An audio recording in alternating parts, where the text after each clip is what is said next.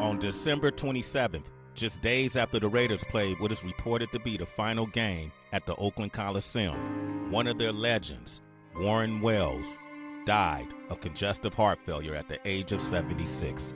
Of the many incredible stories of Raider players, his is the most amazing of all.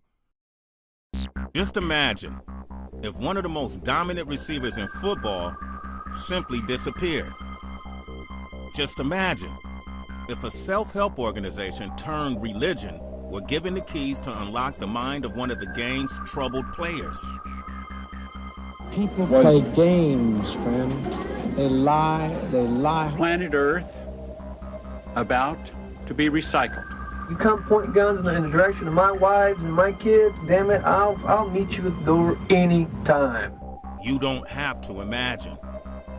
It happened. That's too bad. That's too bad. This man was either the best football player you never heard of, or if you do remember him, you have no idea of exactly what became of Warren Wells. If he could have played long enough, he could have been the greatest wide receiver that ever played. He had all the tools.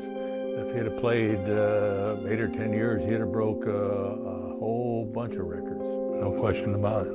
I mean, he was a great football player, but it's a mystery what happened to him. I think he had the potential for being one of the best receivers ever. It's sad that he didn't get a chance to do that. He was probably the most impressive receiver I've seen. He's just a remarkable football player. And the country doesn't know anything about this guy. That's what's so sad.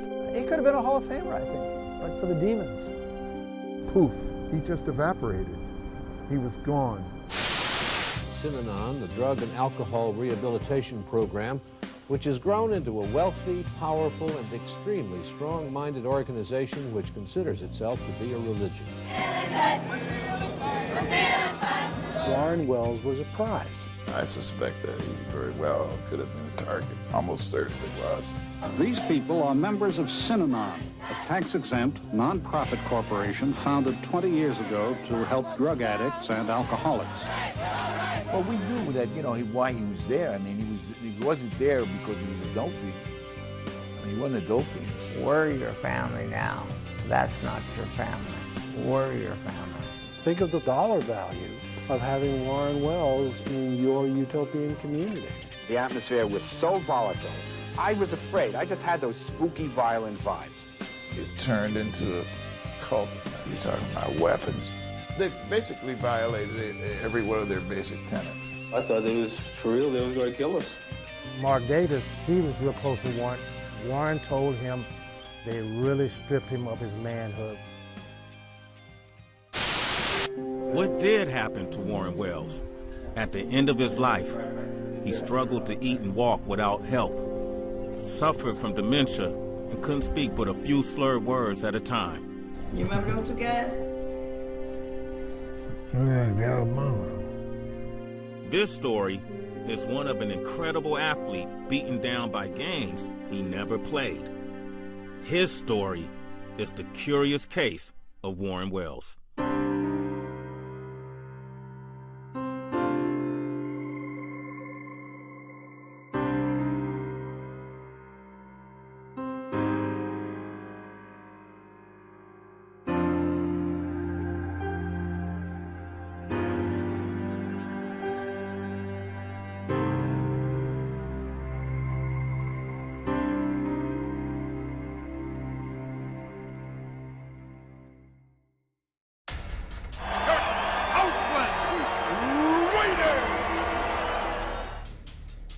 More than any other organization in sports, the Oakland Raiders celebrate their history and lore.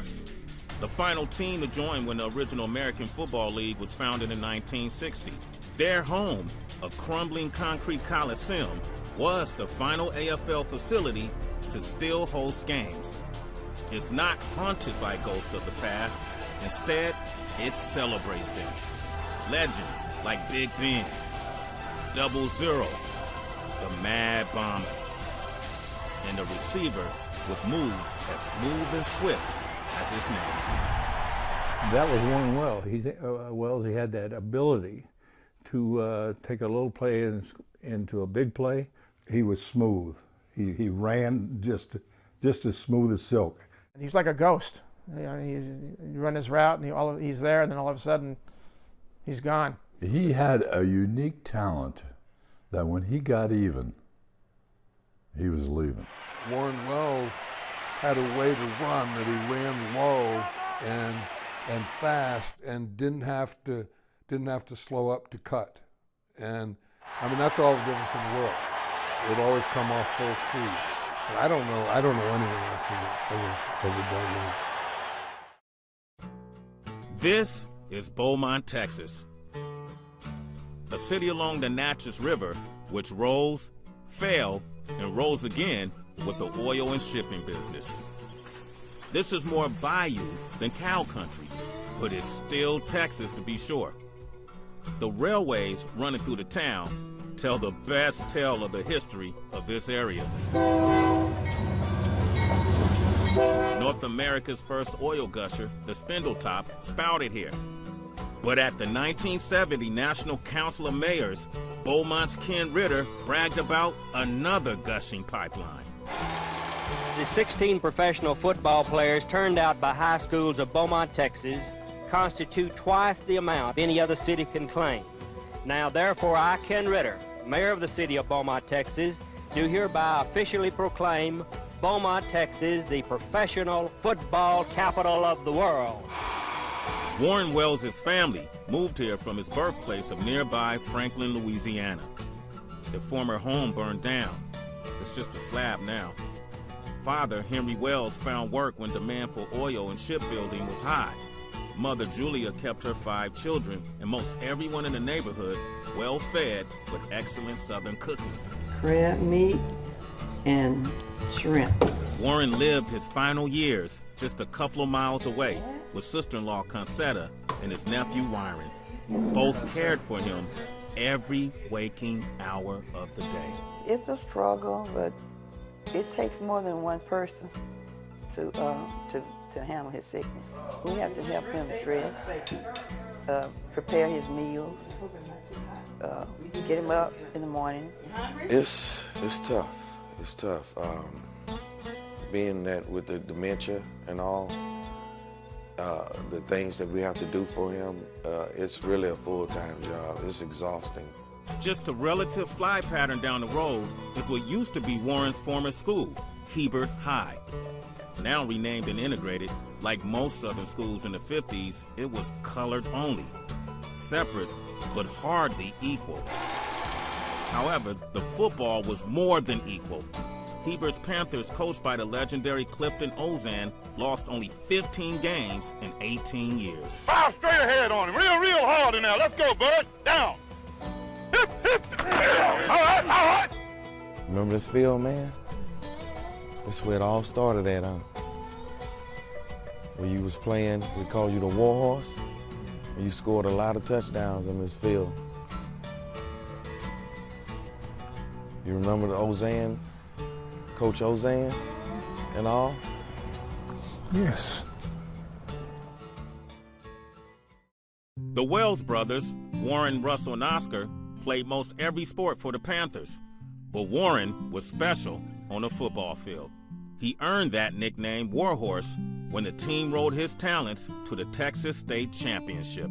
As a young girl, it was very exciting because I knew I was attending the same school where the Wells brothers were going to. We would all try to gather around to see Warren Wells, and especially when he'd catch those, those balls, I mean, he had a way, wow, his style.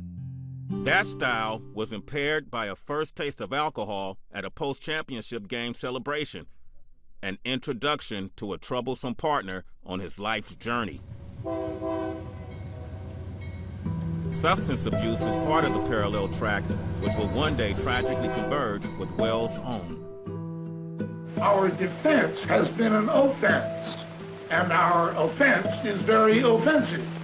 In 1958, a smooth-talking recovering alcoholic named Charles Dietrich started having self-help meetings at an Ocean Park, California garage called the TLC Club. They called the meeting Synanon, a cross between symposiums and seminars. The premise was simple: no trained psychologists, no doctors, no oversight. It was not doctor-patient. What it was other addicts that had cleaned up helping other addicts. So it was an each one teach one philosophy. And that made sense to me because I had been to a lot of doctors, and I knew they were full of because they didn't know what they were talking about, They were definitely non-professional. They weren't licensed, and that was on purpose. Until further notice, no member of the California Department of Corrections is permitted on Synanon property unless he has the express permission of Charles Dieterich. They didn't take government money, and so therefore they were not beholden to government agencies. Ben Parks joined Synanon as the human potential movement took flight. John Stallone was in trouble as a heroin user in New York when he heard about Synanon from friends. My friend said, "You know what?" He says, "Why don't you go out to California to that place that Richie was talking about?" He said it was a great place that all you do all day long is just go out on the beach and lay on the beach, go swimming. He said that movie stars, actresses would come down and you could make out with them. That Richie was full of totally. I mean, none of what he said was true. Absolutely none of it. Synanon called itself the people business, and its propaganda machine didn't just fool people who were addicts. It fooled both Life magazine, which did a 14-page spread, and Time, which printed that only 20% of addicts failed their treatment. Synanon was even the subject of a Hollywood movie in the 60s.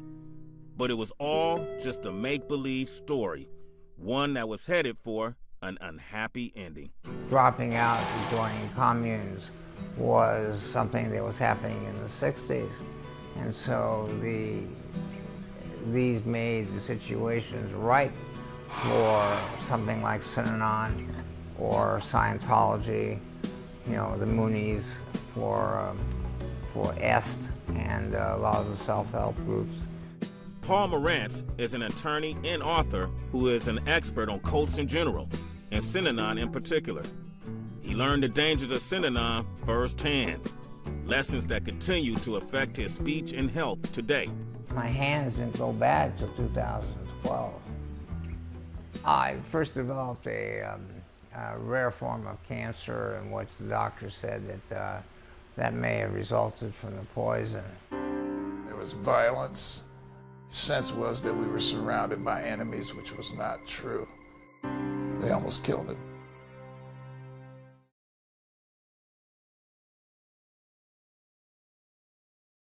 You led the AFL in receiving yards, yards per catch, and touchdowns. Ladies and gentlemen, he's a bad man, Warren Wells. In 2015, Texas Southern honored former players who made a mark in the NFL. Warren Wells took a while to shine at TSU, and even then, he was not the brightest star in this part of Texas. The eyes of pro football scouts were focused down the road at Prairie View A&M and their star receiver, Otis Taylor. Well, they were both so good, but of course I'm partial to Warren. He was able to do enough to get the right people's attention. The guy told him, "Hey man, your name on the board." So he looked at it and he said, "Oh man, I got drafted." Wells may have felt lucky to be selected by the Detroit Lions in the 12th round of the 1964 NFL Draft, but that good fortune turned when another draft interrupted his football career.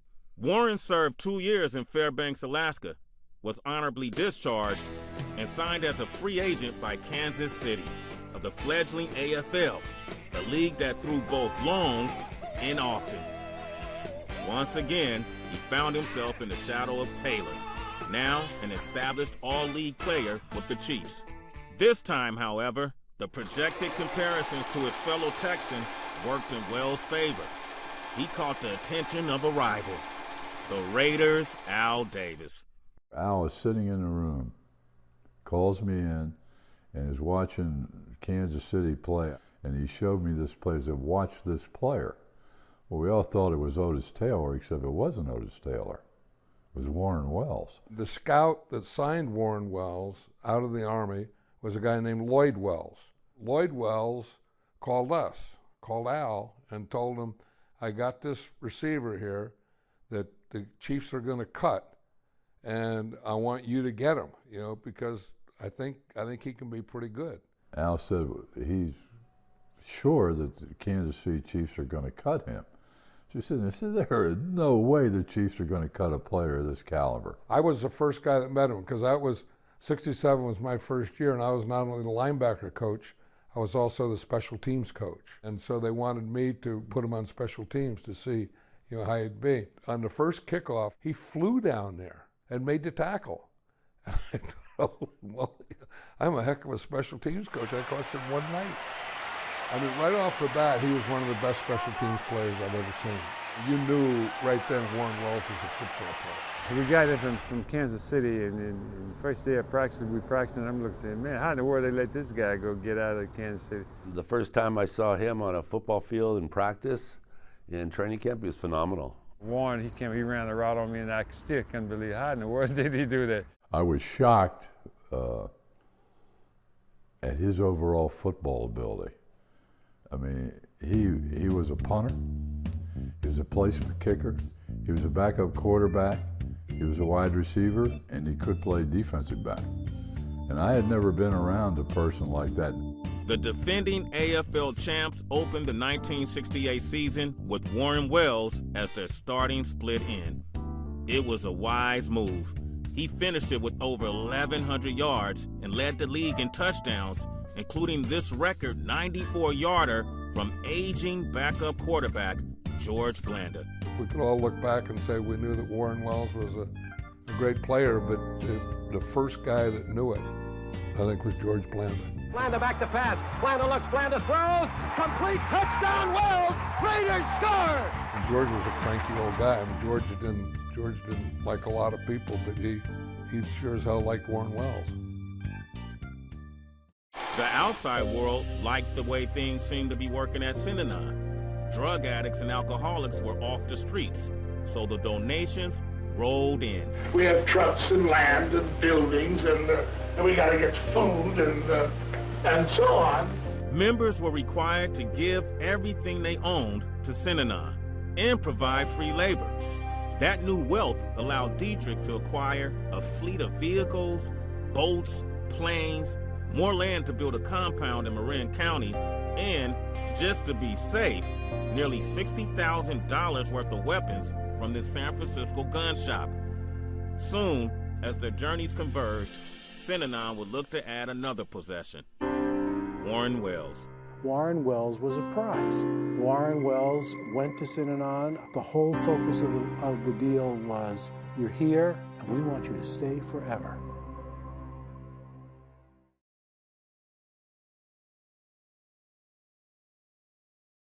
At split end, number 81 from Texas Southern, Warren Wells. It wasn't long before Warren Wells announced himself as the league's dominant offensive force. In his second season as a starter, he averaged close to 27 yards every time he touched the ball. Bill Walsh, then the offensive coordinator of the Cincinnati Bengals, called Wells the most feared player in the AFL, an opinion shared by every defensive back in the league, including Hall of Famer Emmitt Thomas. He was my worst nightmare, in my whole 13-year career. I hated playing against him, but it was a challenge. The AFL in those days, so Warren exclusively had to go against man-to-man coverage, and it was always a mismatch when they used to have that big rivalry between Kansas City and Oakland Raiders, and Emmitt Thomas was exclusively, trying to guard Warren Wells, and he was just unstoppable. Warren had all the moves and very tough, but he was off quick and had great hands, and he was mentally tough. Everyone respected Warren Wells. I mean, that was the thing. There was no weakness in his game. And, and like some guys run deep well and they don't run medium patterns well. They don't run short, or they don't catch the ball inside. They don't like the collision. He liked the collision. As an assistant, John Madden appreciated toughness. When he was promoted to head coach in 1969, he he counted on it. Our job is going to be to take the people that we've drafted, to develop them, and someday they're ready to play and be a very good Oakland Raider. There were whispers questioning whether a 33-year-old defensive coach might stifle the Raiders' offense. Madden's first team answered loudly, leading both leagues in passing and total offense, and losing only one regular season game. Flanker Fred Biletnikoff caught 12 passes for touchdowns. That would have also led both leagues, except his teammate, split-end Warren Wells, had 14. He was probably the most impressive player, receiver I've seen. We were a hell of a combination, to be honest with you. That's exactly right. Totally different types, and but they complemented each other beautifully. So they were a lot of fun to watch. The tight end wasn't too bad either. Watching Fred and Warren, it was like watching poetry. Fred was so precise, and Warren was so smooth. It was like getting a chance to watch Rembrandt and Picasso play. It literally was. Wells, however, was beginning to paint outside the lines off the field. Some of his Raider teammates were legendary for crossing swords with the law. For Wells, it was a continuation of his troubling patterns with alcohol. He was a terrific teammate, great guy. Where Warren got into trouble was when he'd go out with the guys. They were very loose. They were very, they were real characters, a lot of them. I mean, Davis didn't ask anything of them, but that they played well on Sunday. That aptly describes the Raiders. They would go from the football field to the police lineup and back and win every Sunday. Most guys in those days could drink, and that was the number one recreational activity, was to go out after practice, after games, whatever, and throw down a few. And Warren would try to hang with them, and alcohol and him just didn't get along. For his first 27 years, Warren Wells overcame many obstacles. But on the night of April 19, 1969, he encountered or created one that changed his life forever. Wells attended a party near Oakland's MacArthur Freeway with a group of women planning a charity fashion show. He said he remembered having a couple of drinks and little else. He would change when he had a couple of drinks in him, not for the better. One of the hosts of the party told a grand jury that Wells tried to sexually assault her. The jurors believed enough of the story to send the case to trial. Attorney Stanley Gold attended the same synagogue as Al Davis, who hired him to defend Wells. Gold's son, Ivan, was a boy at the time. Now he's also a criminal defense attorney. There were some questions about if Warren was having an affair with this woman, and there were a lot of legal issues, and the case was iffy on certain points. Well, I can tell you what the players all thought, and what I thought too at the time. It was a put-up job. Warren was extremely popular, especially among the ladies. I mean, there was not any need for Warren to strong-arm anybody. That was during the Black Panther and the Hells Angels and all that stuff that was the free speech movement in Cal. So I think there were a lot of factors working against Warren. Free Huey or else! Free Huey or else! Oakland was the epicenter of Black Panther Party protests against police brutality. The judge hearing Wells' case, Leonard Deaton, was well known to the Panthers. 5 years earlier, he had sentenced one of the party's founders, Huey Newton, to jail. A case later overturned by the Superior Court. On Gold's advice, Wells decided not to take a chance in Deaton's court. He pled guilty and accepted 3 years of probation so he could play the next season. The defendant has pled guilty to the charges and will be sentenced to 3 years probation. Of course you want to continue to play, then of course you're going to take, even if you're completely innocent, you're probably going to take probation if there's a possibility of going to state prison. You must not indulge in the use of intoxicants or visit any establishment that serves alcohol as a primary source of business.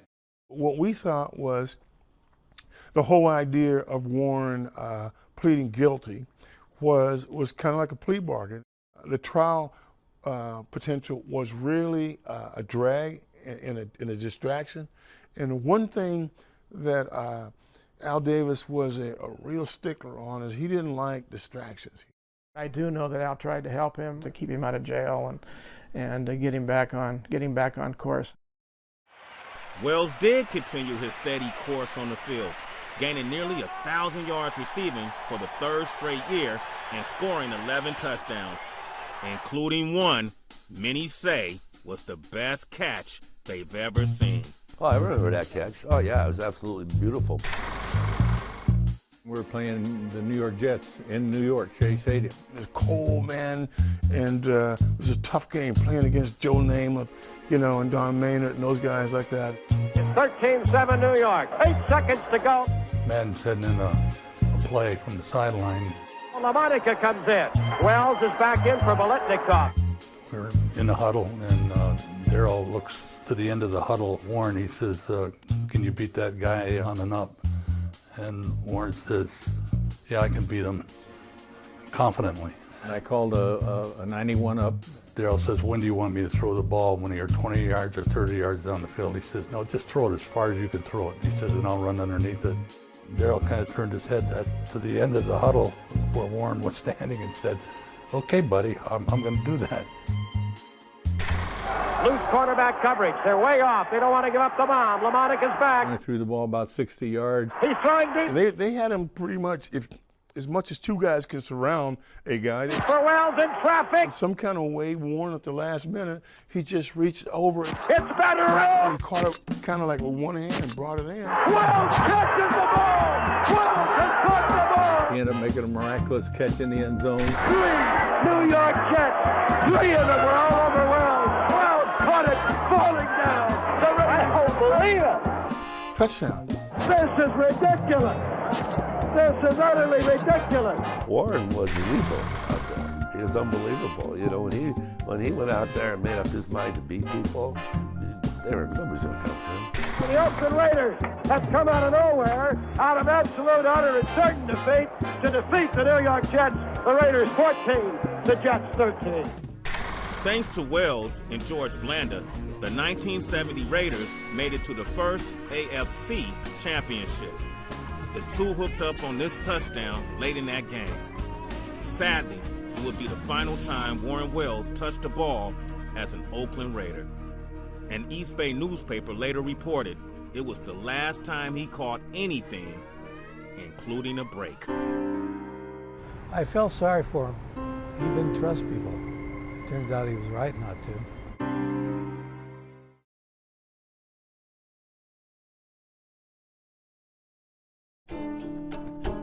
This part of southeastern Texas doesn't just produce football players and oil.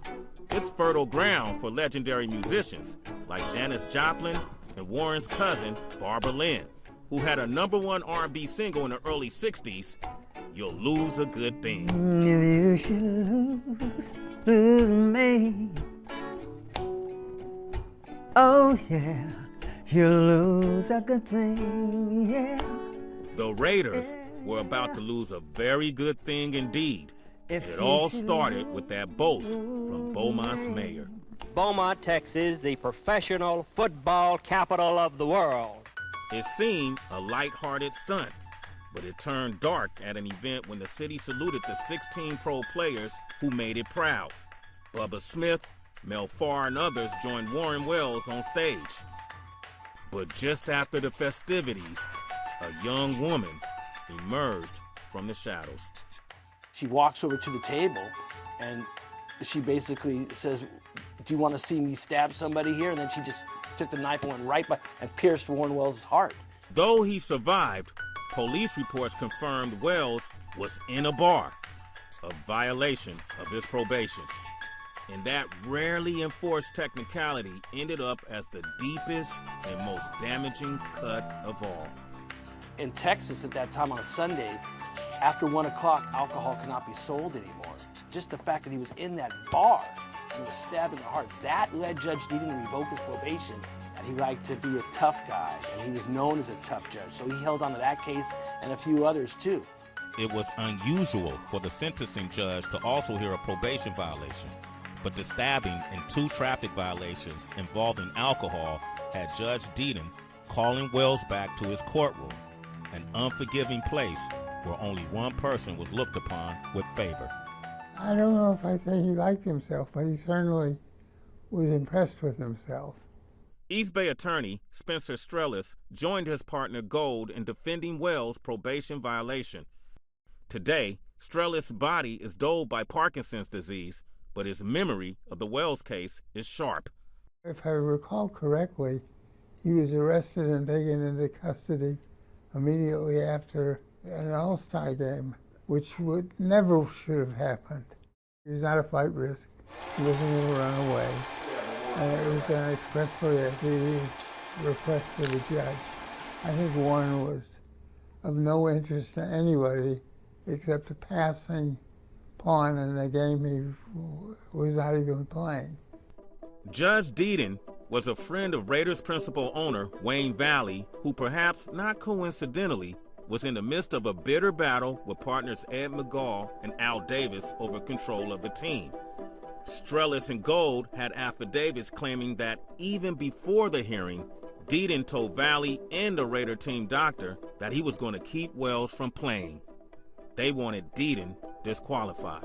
And for a judge to say that in public without hearing the evidence, it shows clear bias. You can't say you're going to find somebody guilty of a probation violation without doing a hearing. You can't just say that.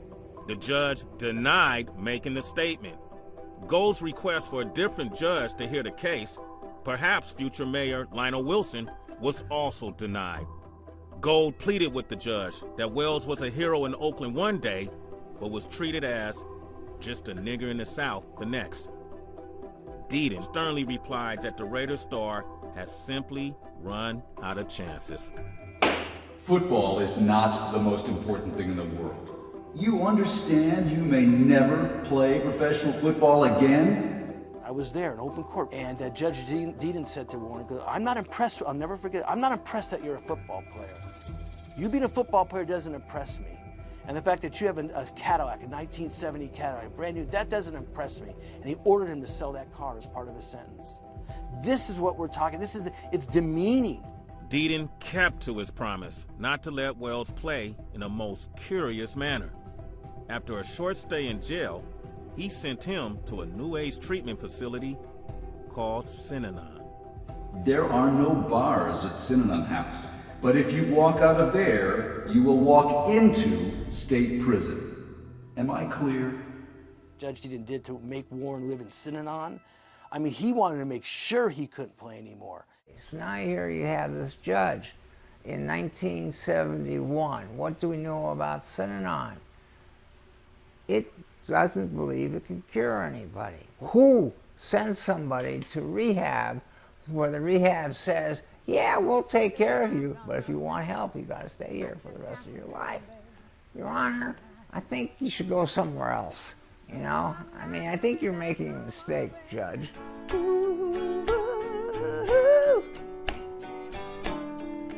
Said I'm not coming back no more, baby.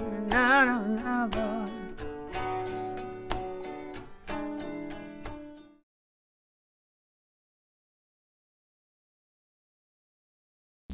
What happens when one of football's best players is taken down and out of the game?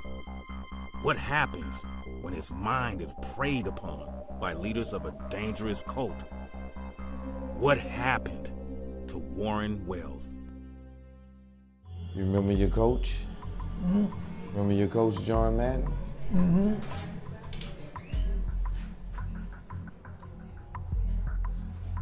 He was a great coach, huh? Mm-hmm. Memories can be a curious thing. Like the trails and tracks in Beaumont, they can be weathered and worn away by time until they simply fade away. Warren Wells' stroke and dementia made his memories even more elusive, but they were still there if you looked and listened closely. This place called Synanon? Mm-hmm. Huh? Mm-hmm. Was it a good place or a bad place? Mm-hmm. Warren Wells walks into a place that, you know, I'm sure he had no idea what he was walking into. I sure didn't. There was talk of, like, you know, that Warren Wells was going to come into Synanon. I said, are you kidding me, man? They said, yeah, he's had some problems, so they're going to bring him. So John Madden came down and brought him in. John Madden came down to poke around and visit and talk to a lot of us. Sat out on the beach. I visited him a couple times, yeah. And those are the days that weren't very good. No, I mean, you're not okay. I mean, you're not normal. You're not the same guy. I guess he got worse and started getting into closing in more and spacing out more. He was sometimes not very responsive. He'd stand and stare into space, and the guys would just pull him along. One day on the beach, a chance to show his athletic talents woke Wells from his stupor.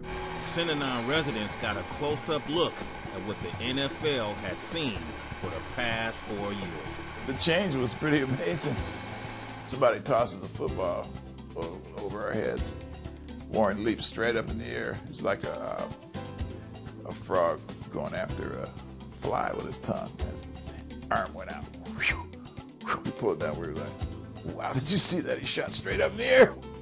An Adonis, man. See him at the beach. He was just, you know, physically just an amazing specimen. This guy's in fabulous shape, even though he's out of it, you know. Envision trying to stop a train. It was like, boom. I mean, you were flying, and everybody was flying in the sand, you know. Wow. You know, then we realized, you know, this is a professional athlete. I know. I mean, he wasn't hitting us like he would in a game. Like, you know, we were like toys. It was amazing. For Wells and others, the fun on the beach would soon give way to another game. This one, mandatory at Synanon. A group exercise in which counselors and members would engage in attack therapy. Its name was as simple as it was dangerous. The Game. Wow. It's a long time it's going to be. The Game. I hated those games. I hated them. I could barely wait till they were over. Normally, Monday, Wednesday, and Friday, games. Games lasted about an hour and a half. In the games, you could talk about anything. We would call each other on each other's bullshit. You can say that, Hardy! Take it easy! It's called a game because the person tries to defend himself being ganged up on everyone else. They were really doing psychic surgery on people. You never know how a person takes it, but you're being criticized, you're being ridiculed, cursed at. For some people, that's a lot of pressure. The idea is that the game was supposed to rip away defenses, to make a person see himself. Everyone in the group, and the group might be 8 to 12 people, would join in the attack on the person who was the target at the moment. Criticisms coming from 360 degrees around you, so fast and so intense that you couldn't really deal with it. Richard Offshee is Professor Emeritus of Sociology at the University of California, Berkeley, and one of the world's foremost experts on coercive social control. He cites a 1973 study which showed that attack therapy, like the game, could be more than harmful to vulnerable individuals like Wells. It could be deadly. It was these intensive encounter groups, particularly the Synanon groups, that precipitated the major breaks with reality, the major damages. 8% of the people who took part in that study turned out to be casualties. Some had psychotic breaks, one suicided. The danger of participating in Synanon was that it used brainwashing. They were taking people to the mental ward all the time who went zombie-like, you know. Withdrawn, perhaps ashamed, fragile, did the game push Warren Wells into further personal depths? Warren would be made fun of over his football playing. Anybody who had any particular skill, that would have to be taken away. There were also people who definitely targeted him, because I know some of those guys and they were just mean. I'm sure there was jealousies there. He's an athlete, you know, he's famous and so on. How could you mess that up? the more he could lose confidence in himself. The higher the likelihood would be that he could be kept and used. It was still part of the dialogue. You'll never make it, apart from us, you'll never make it. I mean, he was a prize. Think of the publicity value, think of the dollar value of having Warren Wells in your utopian community. Warren Wells, nonetheless, got something from Synanon few others did. After 6 months, he got out. He left just in time for the familiar territory of Raiders training camp in Santa Rosa. For Wells, however, the journey back was burdened with both physical and psychological baggage. He just seemed to be emotionally void.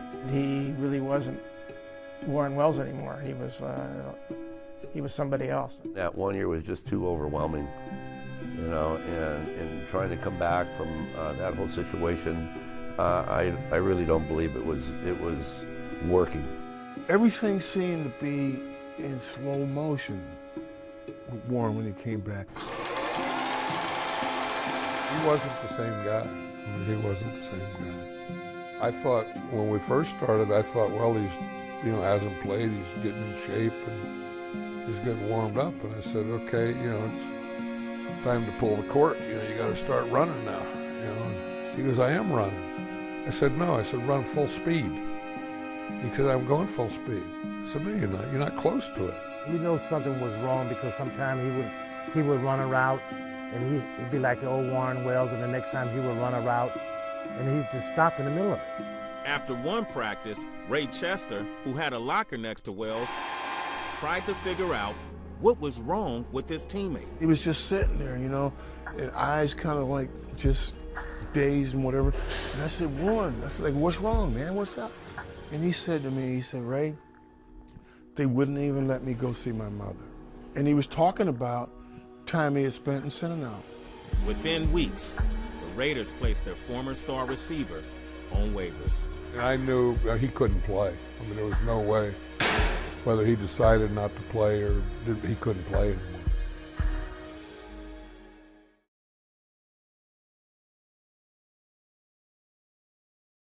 He just kind of faded away. He was like a cloud that just floated away. And it was like, where did he go? We never heard from him again.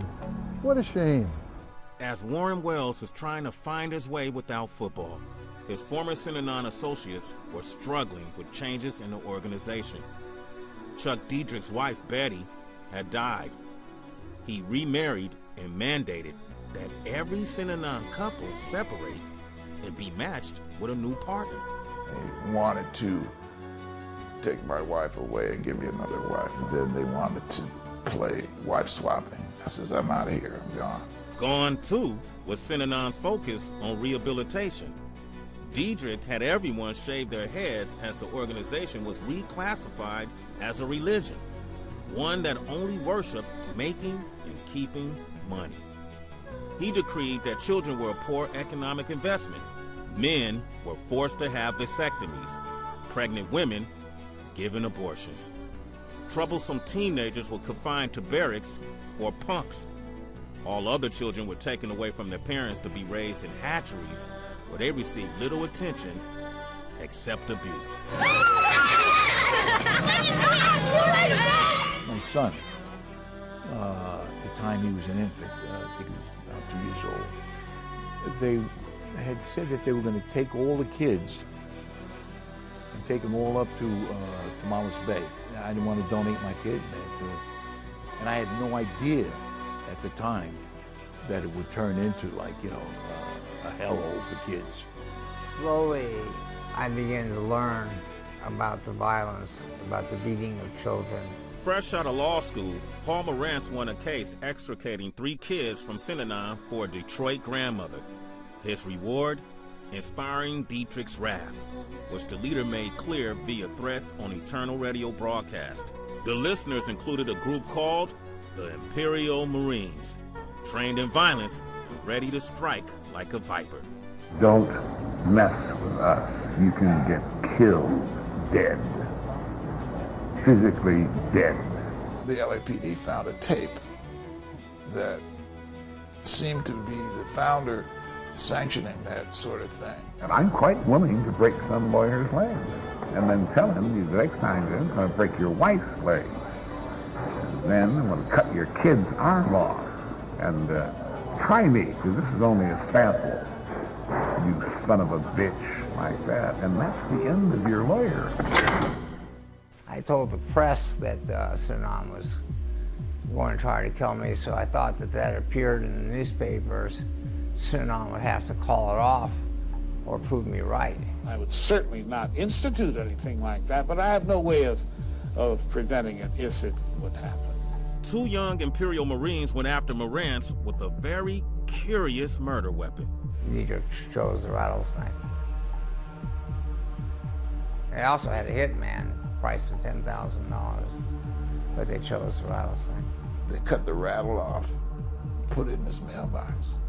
I was searching under my car, careful crossing the streets, you know, making sure my dogs barked before I entered my house. I mean, and here it was in the wall mailbox, and I wasn't wearing my glasses. And I knew something was stuffed odd in there. If I'd been wearing glasses, I probably would have seen that it was a snake. In Los Angeles, a lawyer who recently won a $300,000 court judgment against the Synanon Foundation reached into the mailbox in front of his suburban house. There was a rattlesnake in it. He was bitten on the hand. He was near death, but he is now recovering. Those people who put the snake in my mailbox do not think of themselves as criminals, I'm sure, but believe themselves to be serving a higher purpose, as did Manson's group. Marantz wasn't the only person they about killed. Law enforcement is not doing their job. Here are all these events, and they don't seem to realize it's all coming from the same place, and there's a pattern here that's really fairly alarming. Local journalist Dave Mitchell shared a Pulitzer with his wife Kathy and Richard Offstreet for coverage of Diedrich's activity in the Point Reyes Light, a small-town newspaper near Synanon's Marin compounds. Their coverage and that of national outlets like Time Magazine and NBC Nightly News led government agencies to investigate and ultimately shut down Synanon. And some of the activities on its land in Marin County north of San Francisco and elsewhere have come to the attention of the authorities. In a 1982 deposition, Diedrich admitted, quote, "I don't know how to cure an addict or alcoholic. I never did."